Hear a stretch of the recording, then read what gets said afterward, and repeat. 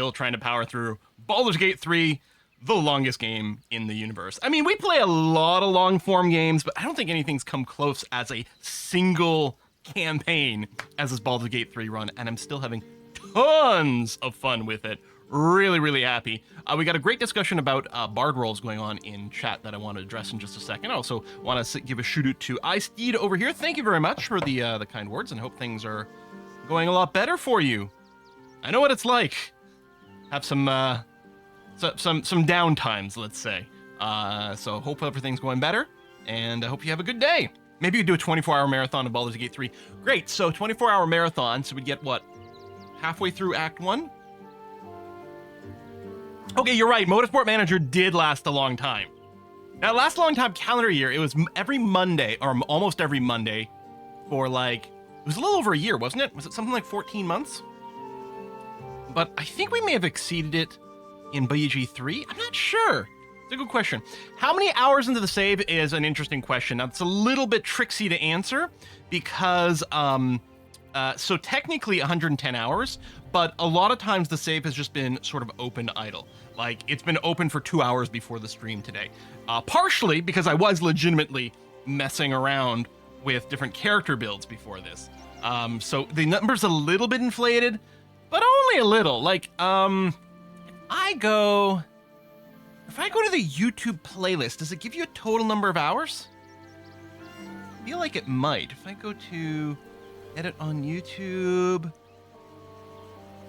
I thought somewhere it said the total number of hours involved in a playlist.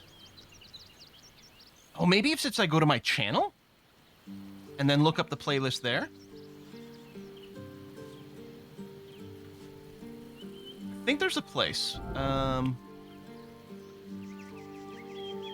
It just tells me total number of videos, which are 143. Many of which are about a half an hour long, but some of them are longer. So there's probably nearly 100 hours of video in the Baldur's Gate 3 playlist. Yeah, it's hard to know. 24 hours will just get you through character creation. I mean, you're not wrong. Okay, to pull back to the conversation that who started? Carla Jean started about, like, asked what's the role of bards in combat in Baldur's Gate 3, and yeah, they are remarkably flexible. My character, this paint job, my character in a multiplayer game is a bard, although really she's a bard, sorcerer, wizard, cleric. It's a little complicated, although I have played as a straight bard as well. There's a bunch of different ways to go. If you go to the sword bard build, don't be confused. You don't have to be melee, because the sword bard abilities actually also benefit range attack. You can be an amazing sniper. Now, probably you're going to be in some sort of multi-class at that point, if you really want to play range thing. But yeah, you pick up like 5 levels of bard, and then throw in a couple of levels of fighter, and then, I don't know, maybe you go rogue for some assassin stuff or something like that. Excellent. Great spellcaster in general, not just buffs, but you can do a lot of shutdowns and stuff. Now, bard is great. I think straight up like 12 levels of bard is really strong. There's a lot of flexibility. You won't, as a straight up bard, you probably won't contribute larger damage numbers, but you're going to be focusing on other things instead. I think bard gets the ability to haste, just as their spell list, right? And that's insanely strong. 6 Pally, 6 Sword Bard is very strong. Very strong. I think 6 Pally, 6 Sorcerer, I'd like to get away from the Bard discussion, but 6 Pally, 6 Sorcerer is really strong. 7 Pally, 5 Warlock's also good, but yeah, I think of those, I think people were leaning on the Pally Warlock originally, but I think people have come around to realizing that 6 Pally, 6 Sword Bard is probably the strongest Paladin build. Although, depends on exactly what you want to focus on for your Pally. And in fact, straight up Pally is very strong. Which brings me around to, hey, look at that!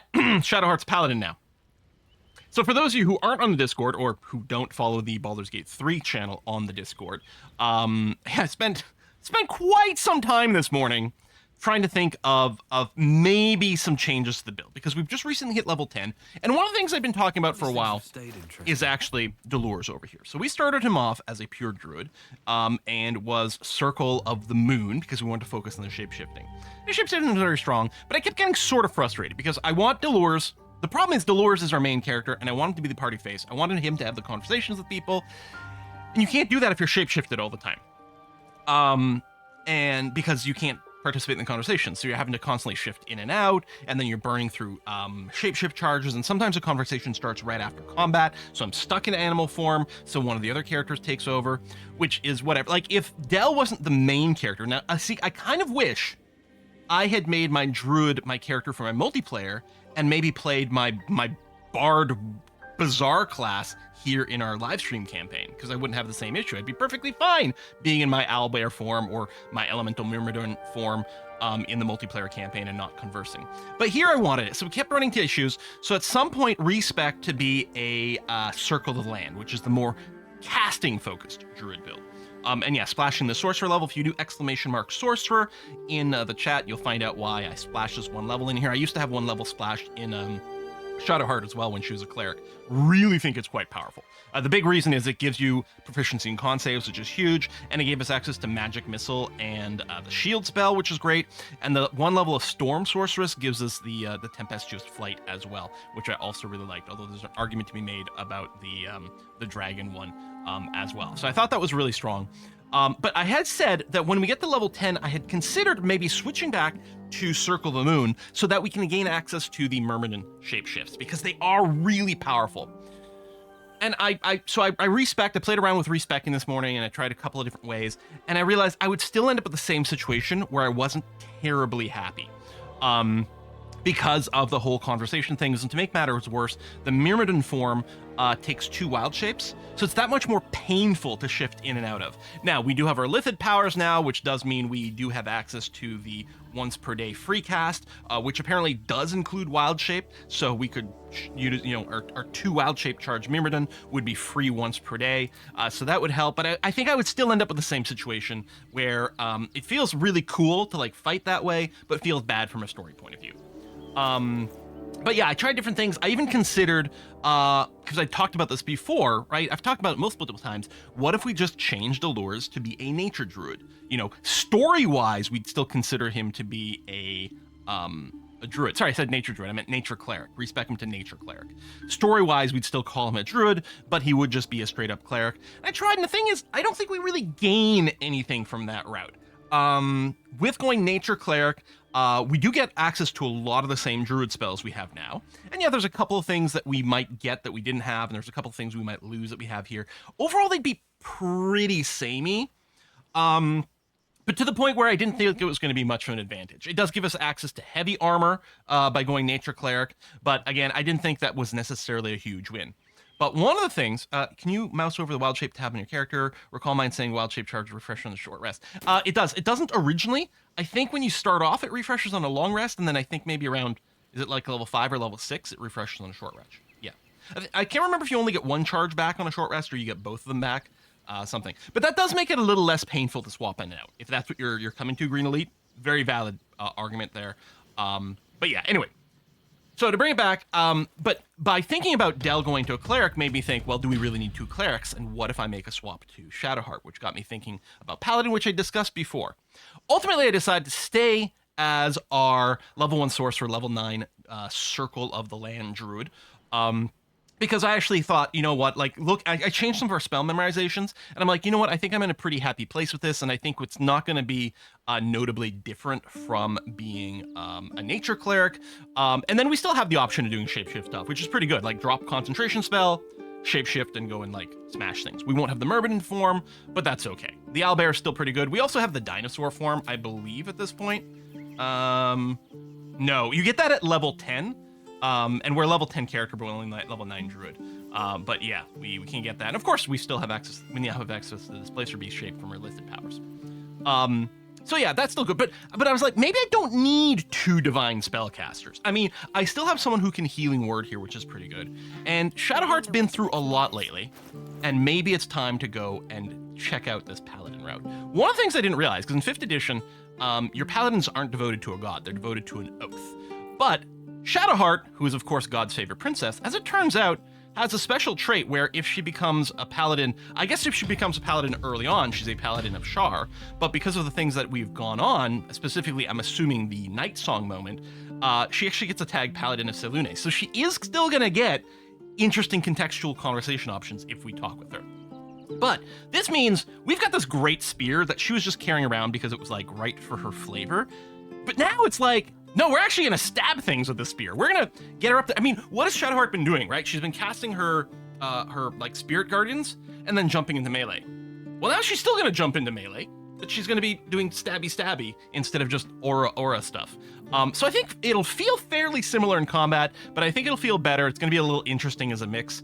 I changed some of her gear. I've given her the heavy armor of the Reaper's Embrace, and actually, most of the gear that she was wearing, so her helmet, her armor, and her shield actually all went over to Dell.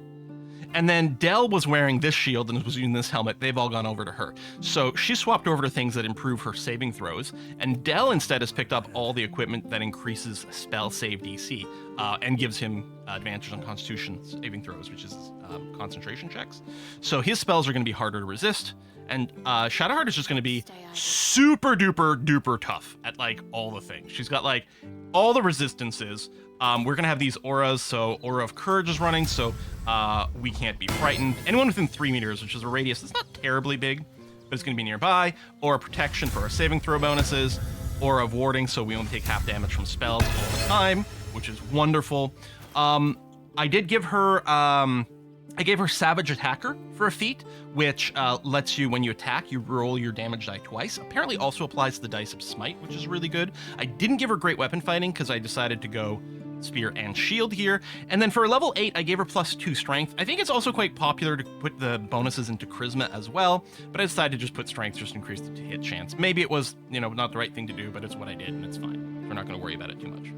Exactly. Will Dell ever want to be more than 3 meters away from Shadowheart anyway? That's true. We can just hug Shadowheart and get that aura bonus. She's got 23 AC, which is definitely pretty tanky. And then yeah, like tons of resistances and all kinds of great stuff going on. She in combat, there's still a good chance she might just bless and then go and smack the hell out of things. It is an action, so ideally I'd like to do this right before we jump into the fight. Otherwise, yeah, all her spell slots can just go towards smites, and there ain't gonna be nothing wrong with that. So we'll see.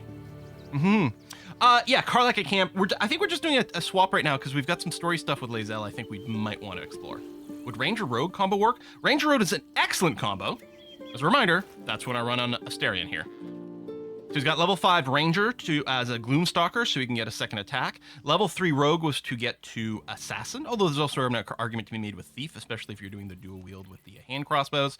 I ended up just punching it up to level 4 Rogue just to get a feat, and then we're going to grab 2 levels of Fighter for Action Surge, and that's Astarion's build over there. No time to rest. Yeah, it's an excellent combo. Really, really good. I think that's about up to date. However, a couple of outfit changes. First of all, this armor, I was really happy about how this looked on Shadowheart. It's a little unfortunate she doesn't have this anymore. So she's got this armor, which I think we might try to color. I might think we might want to try to dye it. And the other thing with Dell is I really don't vibe with this armor. So I was actually thinking of maybe just having him go around in camp clothes all the time. So he has been wearing the Shadowheart's outfit over here. All Dell does is steal all her clothes, right? Her armor, her helmet, her shield, her clothing here. All he does is steal Shadowheart stuff. And I think he looks great in it, but maybe not for wandering around town. So I grabbed a few outfits that I had in my Traveler's chest over here and was trying different things. I mean, the Absolute one is kind of interesting if we're doing undercover, but I don't think so. Got the purple one. I like this one a fair bit. I also, this was fine. This was fine to me. Green for like druidy things.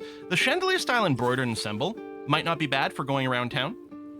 Just you can go around like this. Maybe. What do you think? Which outfit? And then meanwhile, Faith protects me. we're gonna consider maybe doing a little bit of dyeing. I'll save again just to make sure. I picked up all the dyes.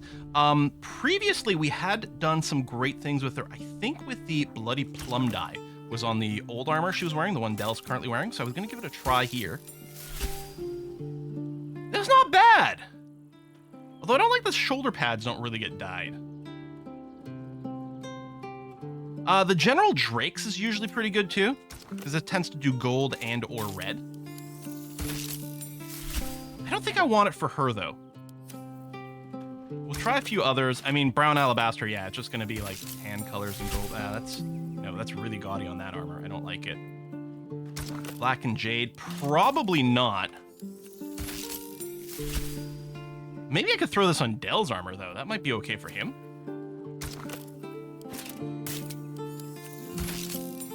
No. I think I'm just going to reload after using all these dies, since there's no preview mode.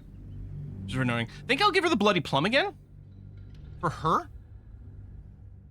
Yeah, and I'll be looking around for more outfits in the city. One of the things a lot of people complain about is, like, you can't really find any outfits until you get to Act 3. But at least once you get to Act 3, there's a bunch of stuff. So we'll be on the lookout specifically for Dell. So anyway, I'm going to put the Bloody Plum back on her. Because I do like the purple. It's not perfect. It's not perfect. This armor inherently is kind of... but I'm not sure what else to put on her. That'll make me happy. And yeah, for Dell, maybe I'll just wear this for Dell right now. Although, I was going to try. Hold on.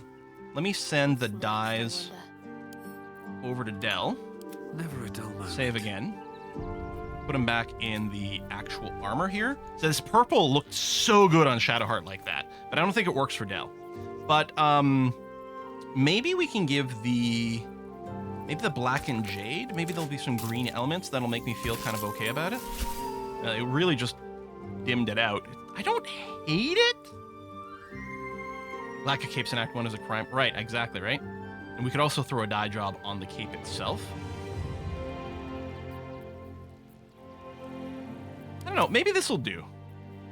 Let me use the same dye on the cape.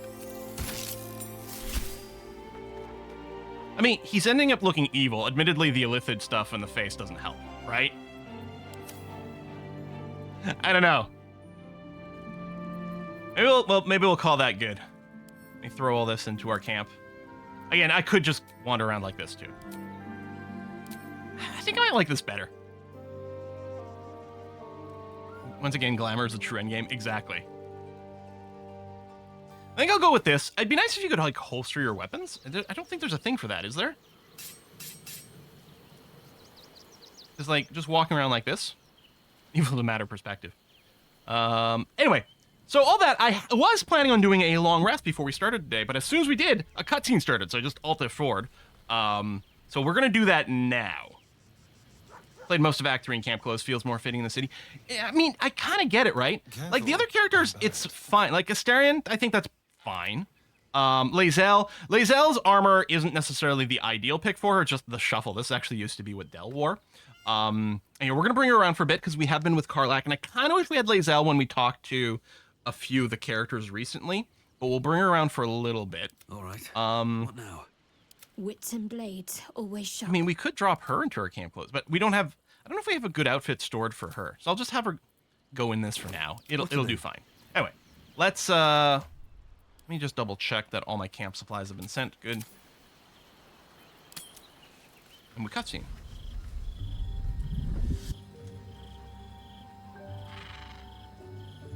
Was a good pick to bring around the city Queen Vlakith. Skra.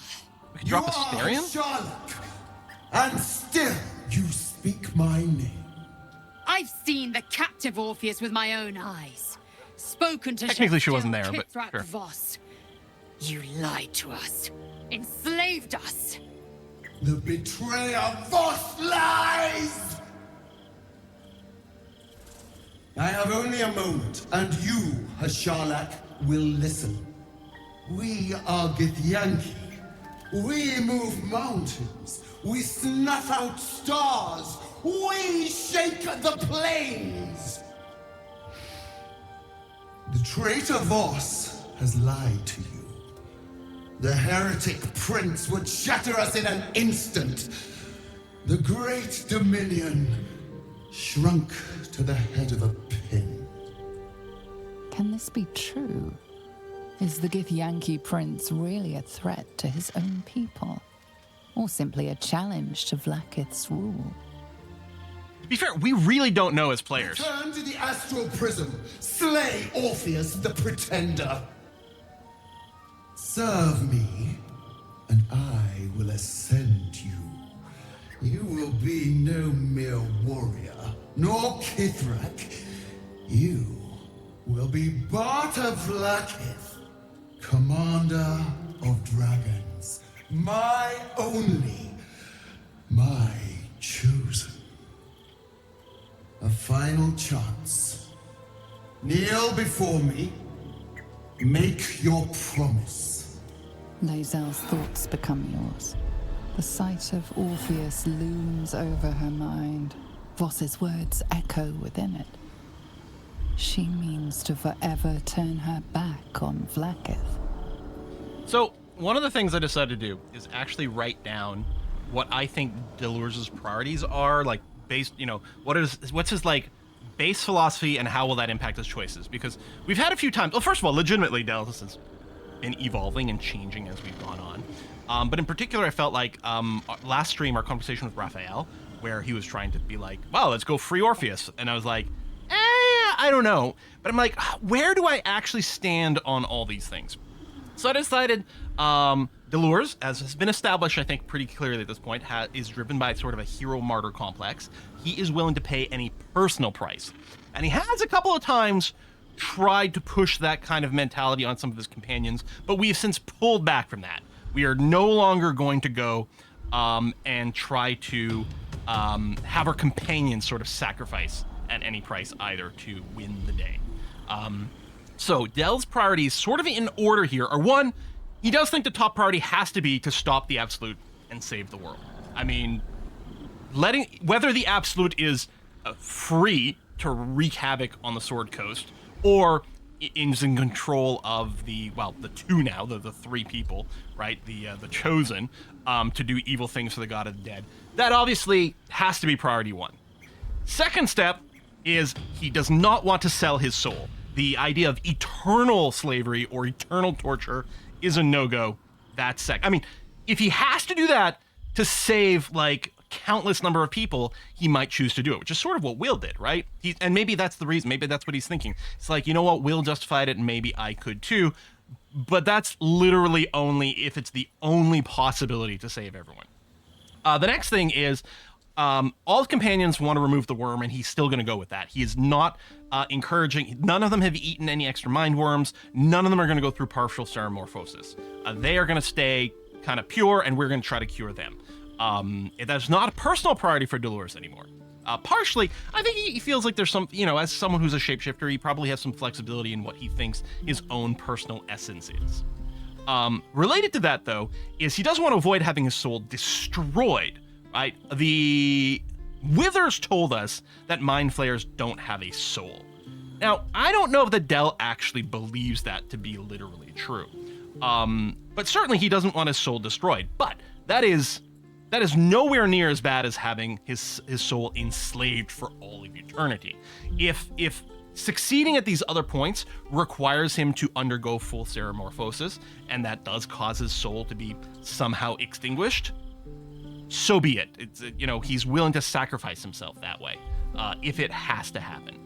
He may also believe that, okay, maybe Mind Flayers don't have a soul, but maybe the soul that was in the body before still exists, just gone off into the ether to its next thing. That's entirely possible. He doesn't know. He's not a theologian. And then finally, he wants to make his companions happy / self-actualized. And that includes freeing Orpheus.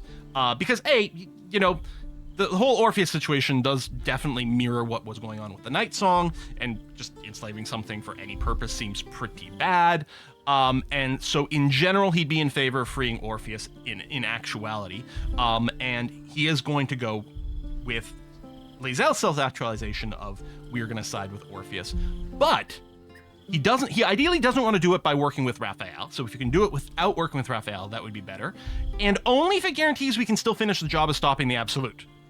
Right? So if Raphael is actually, or if Orpheus is actually, as the Emperor said, going to kill us all for having a brain worm, then first of all, that's not going to be acceptable. And, he's going to have to be a prisoner, in jail to avoid having him kill a bunch of people.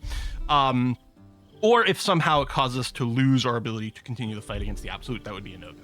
So we need some guarantees there before we actually unbox him. But that's where we're going to be. I don't know who Withers is. I have, definitely don't put in a solid answer. I have several theories. I thought maybe he's actually Jurgle come back. Maybe he's even Ao. Could be. I think at some point I said, like, is he Baldur? I came up with one other thing at some point and I can't remember what it was.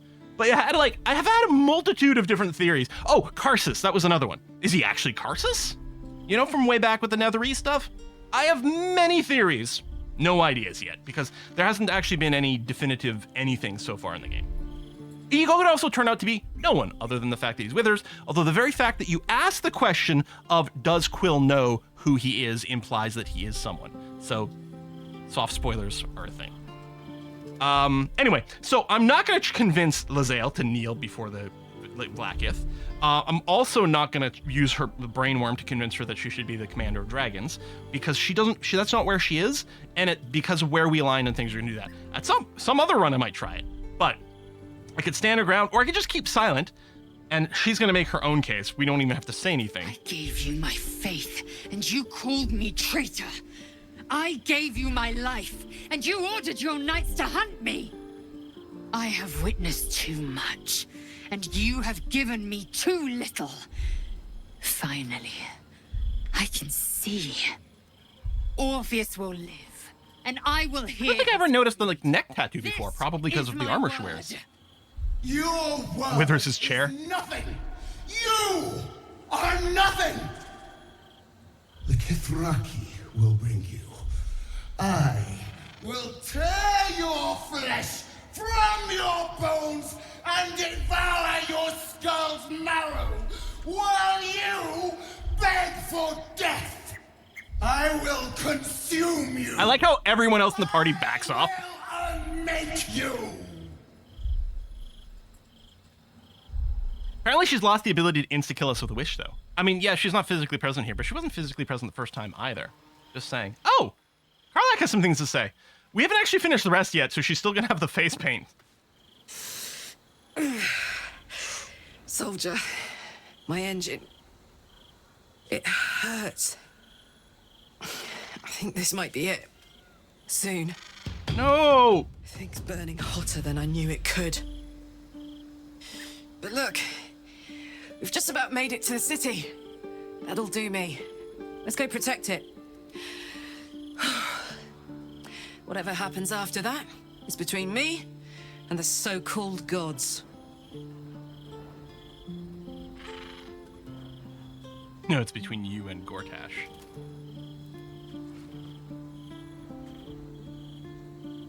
It's kind of badass, I gotta admit.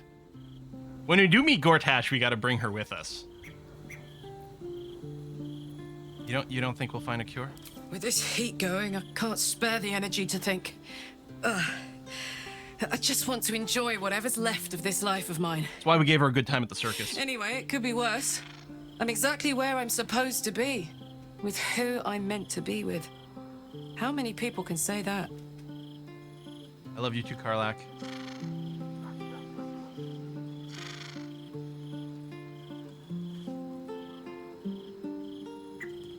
I'm gonna give These Lae'zel boots have another seen chat if I everything. can see her. There's Will. Is she? Oh, right over there. Oh, there is an exclamation mark as well. Maybe it'll bring us closer. Con paint makes it so much more sad. Yeah, right? It is done. There is no going back. As long as the Undying Queen reigns, I am never to soar unbound over the astral sea, never to cross the one in the void. As it should be. Okay, we'll overthrow her. Better a short life built on truth than immortality woven of lies. Better to unite the Githyanki under a prince who would free their minds. Yes, the statue's and tail honor wiggles. their bodies. It's also in a different pose now than it used to be. Why do I feel so bitter? I'm sorry, isn't that your natural state? Connect to the parasite, explore the furthest reaches of her emotions, consider Lae'zel's past and present. What's the true source of her resentment? Wait, I kind of like that. Kind of wish I was wearing the Ring of Advantage on Insight right now. I think it's still in Dell's inventory, but I'm not actually wearing it. Okay, we're gonna do the Insight check first. Ooh! Oh no, I do have it! Hey! Ring of Truthfulness! I may as well guidance myself as well. Bam! Critical success. Vlaakith has upended Lae'zel's whole existence. Everything she knew to be true, every plan and aspiration she ever held has been painfully ripped away. Lae'zel's bitterness is born of sadness. She is mourning the loss of the person she once was. I mean, she and Shadowheart have really, like, and parallel can never be again. development. You're grieving the future you'll never have. Vlaakith took everything from you. I would have preferred wording it differently. Like, you're grieving... Like, you're breathing the future you thought existed but was never true. You're grieving... Kind of grieving a lie. You're grieving over a false past and the future that was a lie kind of thing. But I'm going to go with this option anyway, because, you know, rage against Vlaakith. How well you've come to know me. But in truth, she didn't take everything. I have what I have gathered for myself. I'm moored to a new regent, a new land, and new allies.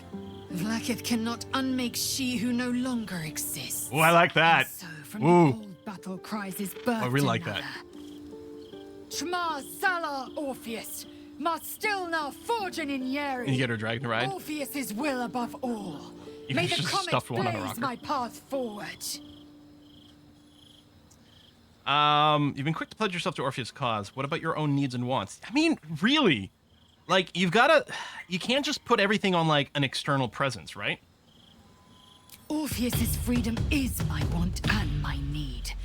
To deny his freedom would be to deny my own. All right. There Hey, will shift. come a time when I can think about myself beyond the Lich Queen who enslaves the Githyanki and the prince who would liberate them. Okay. But that time won't come until the Prince of the Okay. Comet flies again. So she'll self-actualize after we free Orpheus. What next? We take the Orphic hammer from Raphael's lair. Yes. Orpheus Tafki Nazin. Wish we had the little translation for the Gith. Boss has gone on the ground. He'll be waiting for us there. Orphic hammer could be a way to release Orpheus from his prison, obviously. Yeah, Voss has gone on the ground. Be waiting for us there. Voss has done his duty. Now, we will do ours. We must find our way to the House of Hope and take the Orphic hammer. When we next enter the Astral Prism... So presumably if we use the dealt with hammer to Raphael, he would break just have given us the Orpheus hammer. free. This hammer... Could it be? I'm going through the options just to see if there's anything, but it does This feel is a how little we will free redundant. the Prince of the Comet. This is the key Voss so ardently That's a and good outfit on her, I courageously agree. sought. I switched her out of her That smug Lae'zel's underwear. Blacketh of a devil stores it at his vaunted House of Hope. Our I destination think I dyed is it as clear. well. Our mission Give undeniable. it that yellow. We must find a way into the House of Hope and retrieve the hammer. When we next enter the Astral Prism, we will use it to smash Prince Orpheus out of his prison. Mother Gith, hear my promise. Your I son didn't deal with will Raphael. I just told him to, rise like, stick it where the sun Prince don't of shine. the Comet will crush the Lich Queen Vlaakith and usher in the Age of Orpheus. Ah. All right. Yeah, is the Emperor listening to the conversation, right? I know. I mean, I guess we can ask, what does that mean? Vlaakith's left hand and her right. Commander of all dragons. Thanks, chosen JP. the Queen Regent. Not since Vlaakith I has a Bart to Vlaakith been anointed. Yeah, it is crazy that the Vlaakiths are just numbered Another 1 through empty 157 or promise. whatever. Only a naive fool would believe otherwise. The kind of fool I was not so long ago. All right.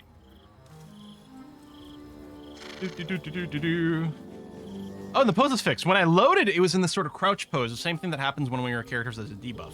And now it's upright. But yeah, the tail does move.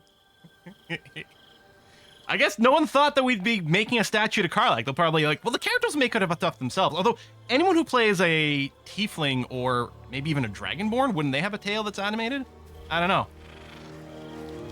Anyway, let's go have a nap. Let's see what this does.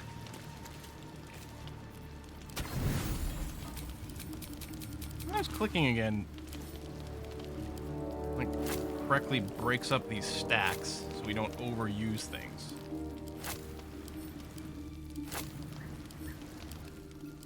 Good enough. Oh! So many cutscenes! One day we'll get to actually play the game again. I mean, obviously the conversations is the game. How did you? Oh, it's you. I must have let my mind wander. Enough for you to wander in. Forgive me. I am drained. Ever since you killed Ketheric and took his netherstone, the Chosen's control of the brain has been brittle. It's rebelling against Orin and Gortash fiercely. I wonder. I suspected that when we took Ketheric's stone, the brain would begin to break free. Those brain quakes confirm that my suspicion was correct.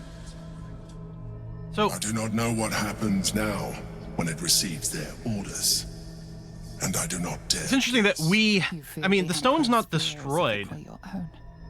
An elder brain enslaved is one thing. An elder brain unleashed will be the end of It's everything. interesting. We can't contribute like using the stone to at least try to keep the Elder Brain The down. mighty Prince Orpheus. Are we gonna have to deal with fighting the Emperor themselves at some point? Come, Right? If we take, let's say we go after whoever's stone next, now Gortash, that we take you are his stone.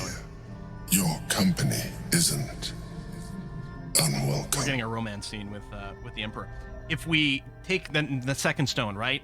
At some point, is the Elder Brain going to be free enough that all of a sudden the Emperor is going to be back under its control and become an agent of the Elder Brain? Maybe it really is a good thing that we're siding with Orpheus, you know? What are you doing? Trying to guard us. The brain is restless, but I am distracted, and my lack of focus is endangering us. I'm haunted by memories. They are relentless. I can think of nothing. No one else. Who do you think of? Duke Stelmane, or Belin, as I knew her. I wasn't ready for her death. You thought you were my first ally. Far from it. I have long sought the allyship of others. It is the only way to succeed. Though my relationship Not friendship, with but Belin allyship. was different from my relationship with you. Was it more intimate? Did you manipulate her like you manipulated me? It's interesting. I mean, it is kind of entertaining to keep going down the horn dog route in BG3, but how much is Del feeling like he's been manipulated by the Emperor? Maybe we should lean into that, especially if we are going around planning on freeing Orpheus, which is not what the Emperor wants. Are we still a little salty about having been manipulated? Because we were.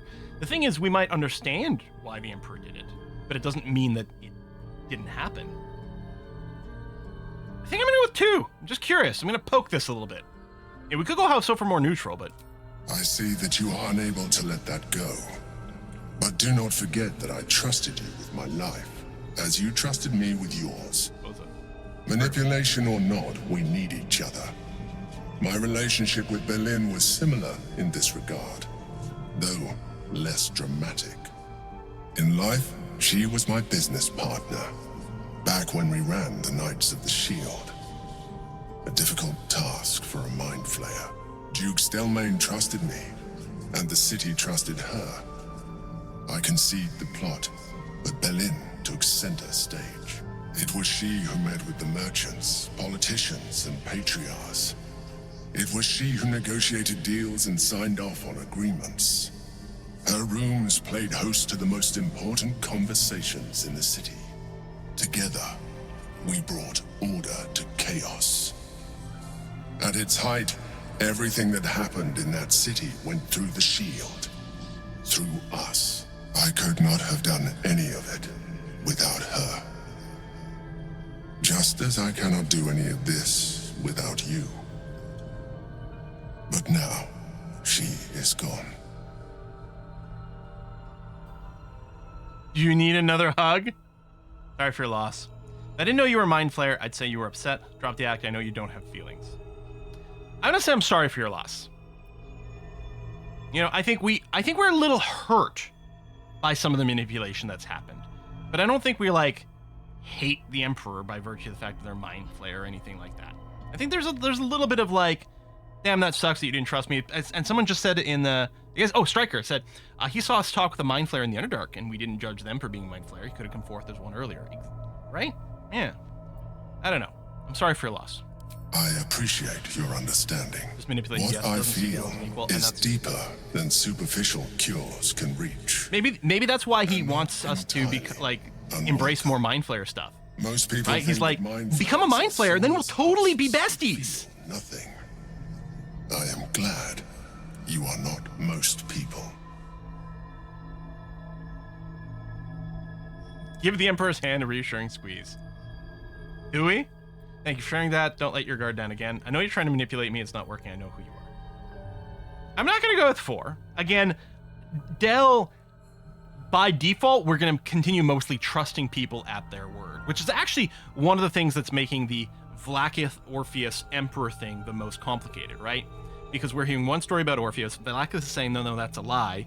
We want to kind of believe people based on what they're saying, but then we're going to have conflict information. And then we get the Emperor here who isn't, as far as we know, we're going to assume isn't lying about things with Orpheus and whatever, but may have an incomplete image. Like, we're like, well, maybe Orpheus won't actually just instantly slaughter us. Maybe we can use Orpheus as an ally. You're just not allowing her to think that. Reassuring kiss. Mm-hmm.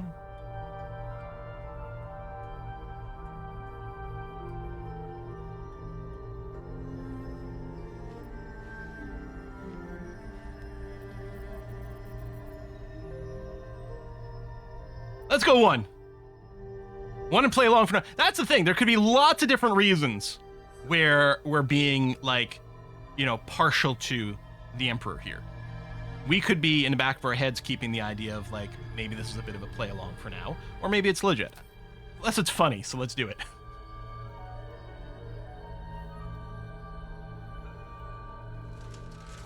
Another quake. The brain is rebelling again. I need to focus. Besides Vlaakith, I don't think Orpheus or the Emperor have evil intention. That's what makes the decision hard. I mean, the thing is, we don't know anything about Orpheus's intentions. The only thing we know is, I mean, we recognize the history of it. Like, definitely Orpheus was usurped and is the rightful ruler of the Githyanki. We don't know what that means in terms of how, you know, what that means for anyone else in the entire world, including us. Like, is Orpheus just going to leave Githyanki on an even more brutal crusade of enslaving people? Or is that all of Vlaakith thing? Because, I mean, Vlaakith, 1 through 157 or whatever, have been responsible for running the Githyanki for thousands upon thousands of years. The current Vlaakith, I think, is over 1,000 years old.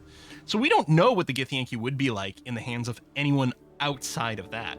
Maybe it would be a true reformation, or maybe it would be a war more brutal than any we've experienced. We have no idea. I like the idea of rightful ruler. Yeah, but I mean, in a medieval setting, including this one, but even in human history, there definitely was the idea of rightful ruler, because the idea was that a king was like ordained by God. It was part of a hierarchy of divinity. And there was this concept of a rightful ruler. And I would have to assume that in this setting, someone like Delors would, you know, have at least some belief in that as a concept, right? If we're going to buy into the setting and this sort of vibe. Whether or not we as individual players have that, but let's leave camp. Time to proclaim the Gith Republic. Down with royalty. Exactly. Need a council of Gith. All right, let's do our massive amounts of boofs. We're going to freedom of movement. I believe, let me just check. Lae'zel is the one wearing the, no. I put the ring of free action on Shadowheart, so I don't have to freedom of action her. To do the others. Everyone is is caress. It's a little annoying that the tempestuous flight kicks in and then moves my UI. Okay, now we're going to Longstrider. Well, I guess actually I'm gonna go ahead and make my elemental. So I did take a look at all these various elementals that are options for us. All of them do have like a teleport-ish type of ability. The air elemental does have a fly as well, but they have pretty decent mobility. It feels like the earth elemental has most hit points. It feels like the water elemental might do slightly more damage, which is melee attack. Both the water and fire elemental have multi-attack. But the water elemental I think may have slightly better attack stats. So I'm gonna bring that in. Plus it feels like a fire elemental will be dangerous in the city, just asking for some trouble. So we're gonna Longstrider you as well. I'm going to speak with animals myself. And you know what? Look at this. Shadowheart can also speak with animals herself. I guess we could still aid, although it would. Yeah, you know, I think it's worth doing. We'll go ahead and still aid with Shadowheart. It's gonna obviously eat one of our smites, but I think it's probably worth it. ton of hit points. Earth Element's basic attacks are guaranteed prone on hit. Now, that is really good. Oh yes, thank you. I got to resummon us as well. Which I think us might. I don't know if he would have been aided there. In which case he missed on the aid. But Asterion doesn't have any pre-buffs to do. Neither does Lae'zel. We could drink some elixirs, but I don't think I'm going to bother right now. Birthday boy's just nervous, but don't worry. Everyone. You Shadowheart stuff. Don't know why investor nerfs. Oh, I'm sure we will. The other thing I can do. So we've got a little thing right here. There's the Stern Librarian to investigate in the Flophouse. I think we had something else that was maybe hinted that would happen in the Flophouse, so we could just go there because we're there. We hadn't gone actually properly into the Open Hand Temple before. We could probably finish 2 quests super fast just by going over there. In fact, I'm tempted to do that first, just because we did do it in my multiplayer last night, and I realized, like, oh yeah, my multiplayer last night, so we are in early Baldur's Gate 3. We haven't really done anything in there that we haven't done in this run. In fact, there's a lot of things we did in this run that we didn't do in that one, because it was mostly just chaos and fun, and how can we break the game? Like, to get in here, we've just fought our way in. If you won't help us, There's been a lot of that. They've had nothing but scraps for days. Did you ever in camp clothes on purpose? I think so. I think I just like the look. Maybe I was just trying. Maybe I was doing that to check the dies. Yeah, I don't really love the look of this armor here as much. I mean, it's fine. The camp clothes is pretty good though.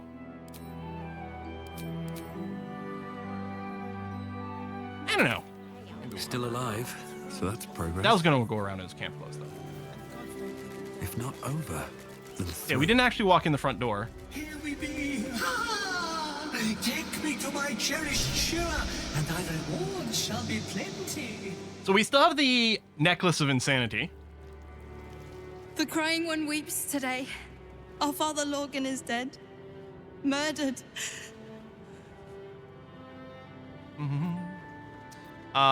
We do know about this because we've been through the entire basement of the temple. We did things kind of in backward order. So yeah, we know that Father Lorgan is dead. We can still just say, like, people die every day. Like, what happened? Let's get the story here. I don't want to talk. My heart is in mourning. Oh yes, and everyone thinks that us is a cat. Some of the kids do comment on it.